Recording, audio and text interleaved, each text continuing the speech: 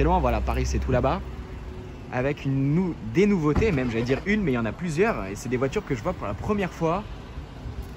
McLaren 660. C'est une quoi ça en vrai? Une 725, pardon. Non, 765 LT.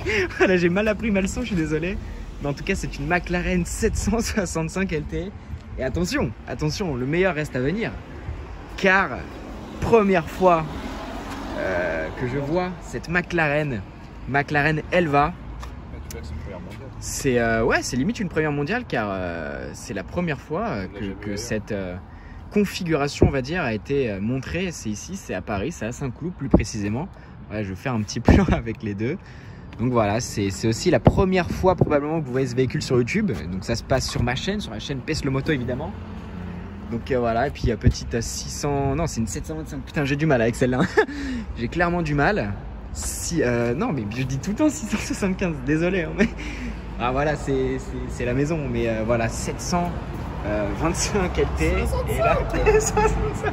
J'ai vraiment du mal, je devrais la refaire la prise, mais bon là non c'est voilà c'est la maison aussi hein, on prend les vidéos avec les conneries et sans évidemment, mais voilà je vous présente quand même cette McLaren Elva. Voilà, petite configuration, voilà. J'espère qu'elle va rester longtemps. En tout cas, c'est une voiture, elle va vite. Il rigole. Et puis bon, voilà quoi. J'espère qu'elle va vous plaire. Et puis voilà. Qu'est-ce qu'on est con. Enfin voilà. Moi, je vais essayer un petit peu plus de vous la montrer en détail quand même, de vous filmer un petit peu les détails. Je vais déjà moi-même la visualiser parce que c'est vraiment la première fois que je la vois. Vraiment, je vous filme cette voiture. À chaud on va dire, c'est vraiment la première fois que je la vois et je la vois avec vous on va dire, donc j'ai un petit peu la visualiser en détail de mon côté et un petit peu vous parler des détails. Par exemple déjà là je peux voir cette sorte de, je sais pas, c'est une prise d'air sur le capot juste au-dessus de cette très grande prise d'air. Là il y a un petit truc, je suis curieux de savoir ce que c'est. Je vais pas vous mentir hein, je connais pas la voiture, je connais pas la fiche technique, je sais pas combien de chevaux ça fait. Bon c'est une 2 places, ça il faut être con pour ne pas le savoir, mais il y a même pas de pare-brise par exemple comme vous pouvez le voir, donc peut-être que ça c'est un système de pare-brise, ou peut-être que là tout derrière regardez, il y a un truc qui fait tout le long, c'est peut-être ça, c'est peut-être un système de pare-brise.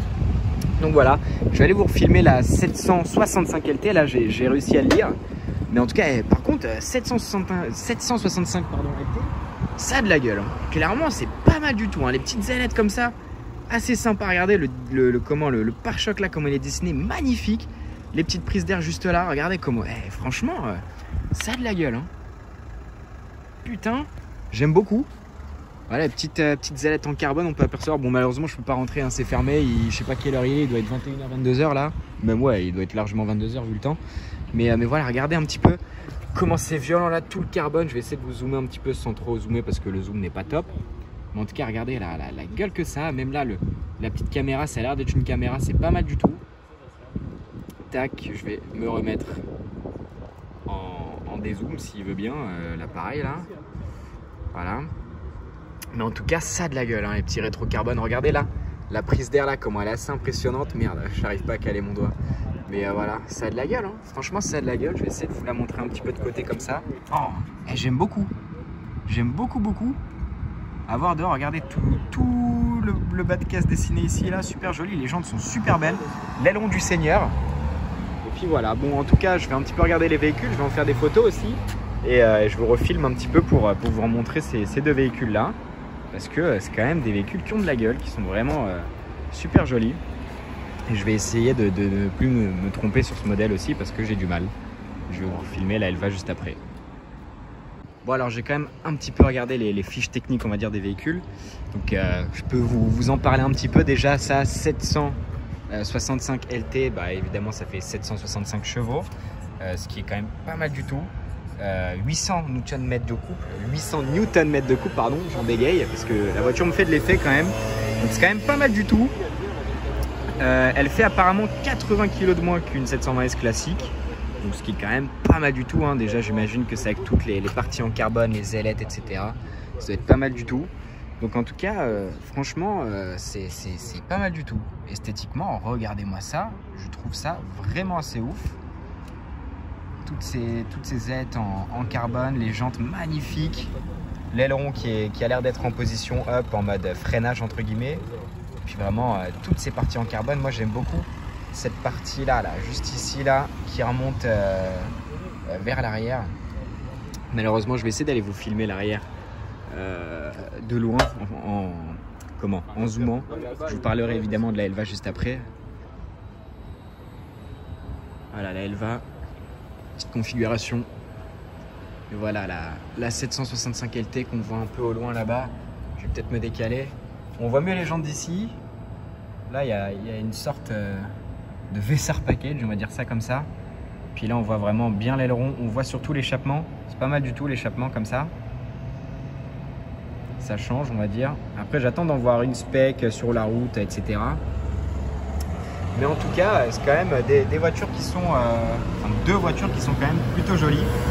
Je vais un petit peu regarder les fiches techniques de la McLaren Elva et puis on va en parler un petit peu plus après. On va pouvoir en discuter parce que c'est quand même un véhicule assez spécial comme vous pouvez le voir. Hein.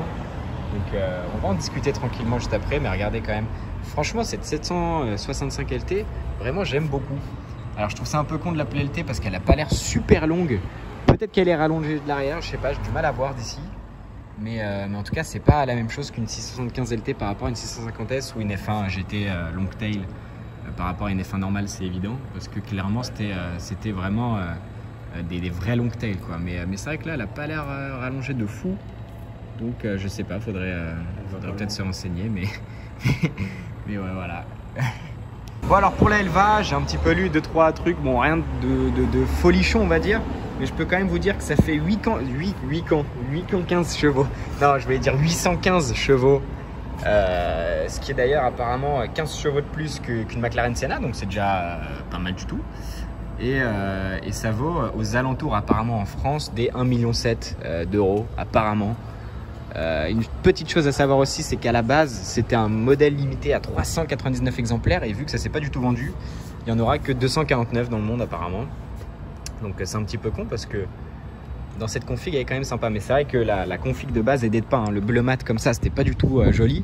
Alors que là regardez, c'est quand même une config assez classe. Alors on aime ou on n'aime pas parce que c'est vrai qu'une config classe sur ce genre de voiture, est-ce que ça vaut le coup? Je ne sais pas. Moi en tout cas j'aime beaucoup, je trouve ça vendeur. Mais c'est vrai que pour moi t'achètes pas une Elva pour aller au café de l'Esplanade à Paris ou je ne sais où. Tu vois, t'achètes ça pour arsouiller sur des routes de campagne ou faire du circuit. Mais bon, en tout cas chacun aime la configuration, enfin comment dire, chacun configure sa voiture comme bon lui souhaite, on va dire.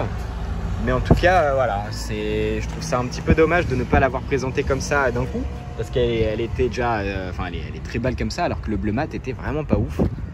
Puis ouais, j'avais même pas regardé là-bas l'ailette juste ici là, super beau vraiment. Ah, je m'en remets pas de cette LT. Mais en tout cas voilà, on va un petit peu plus regarder en détail la Elva. Je vais vous parler un petit peu plus des détails. Là, je vous ai un peu montré extérieurement à quoi elle ressemblait, la fiche technique, ce que j'ai pu voir de mon côté. Et là, on va un petit peu plus la regarder attentivement. Bon, alors regardez comment elle tue là. On va parler un petit peu plus des détails, notamment du pare-choc avant. Parce que sous cet angle-là, il est quand même... le dessin est quand même pas mal du tout, hein. Donc comme je suis collé à la fenêtre, je peux pas vous montrer, mais je vais un petit peu me décoller. Mais regardez là, la vague que ça fait une énorme bouche. Ça fait même un petit peu, je trouve, un petit peu Aston Zagato, je trouve. Un petit, ces lignes très vénères comme ça, très sympa.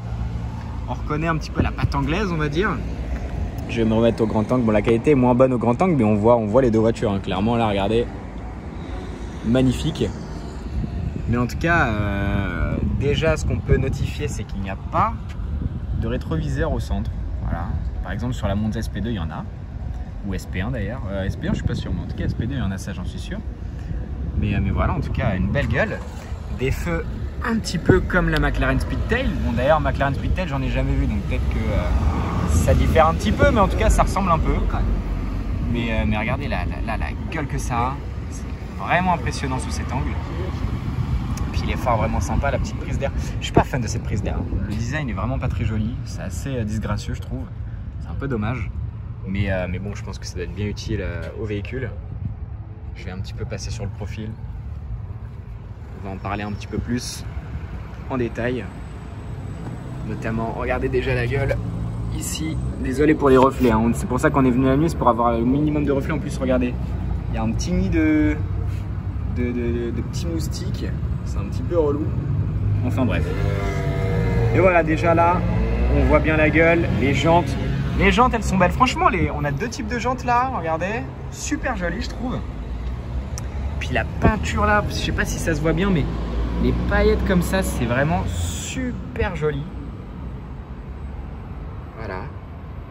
L'intérieur, on peut en parler 2 minutes aussi parce que, bon, malgré qu'on le voit pas très bien, mais en tout cas, c'est un intérieur classique de chez McLaren. On retrouve l'écran, on retrouve la console centrale, le volant assez classique aussi. Non, franchement, ça a l'air quand même assez stylé, mais il n'y a pas de grosse différence, je trouve, par rapport à d'autres modèles McLaren.